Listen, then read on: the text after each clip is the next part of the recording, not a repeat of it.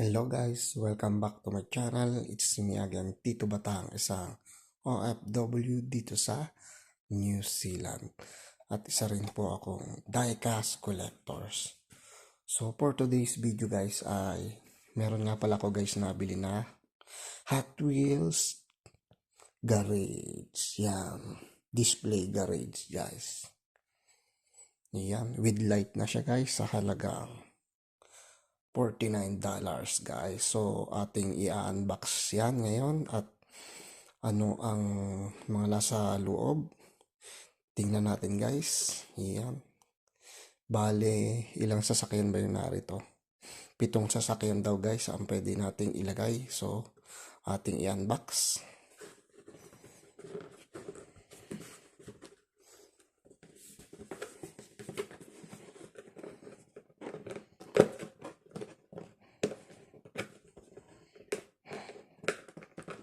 Iyan na guys.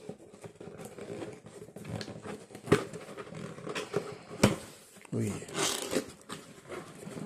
Eto na guys. Buong buo.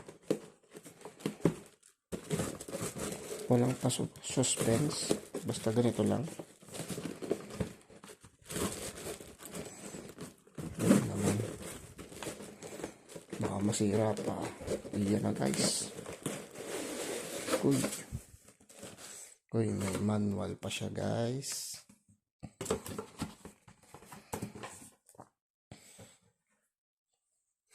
Open na natin.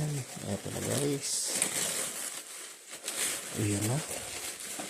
Uy, solid guys. Oh. Uy. Ang ganda naman. Okay. Dito pala yung lagayan ng ano. Tapos sabi may USB. Oh, pwede rin. Maganda siya guys. Yan. Parang magandang lagyan to ng sasakyan guys. 1, 2, 3, 4, 5, 6, 7. Oh, 7 sasakyan daw guys ang pwede natin ilagay. Pero try natin guys ang may ilaw guys. Try natin. Check natin. So, eto guys. Kumuha ko ng power bank. Check natin kung nagana ang ilaw nito guys. Ayan. Sabi dito, isaksak lang. Tapos, yun lang. Bakit may on pa yata to? Ito, meron pa guys. Yan, ito pa lang. Yung sana all. Ang ganda guys, oh. Okay, solid. Meron ako ditong guys na sasakyan, try natin. Ito guys ang aking laruan. Yan. Binuksan ko. Ayan. Lagay lang natin. Try natin. Oh. Diba?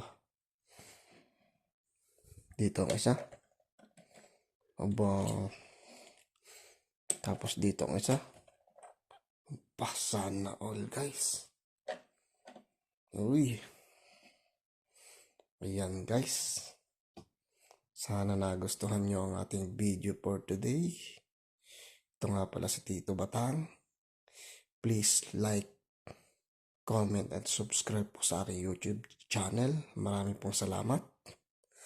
Rock and roll guys. Yes!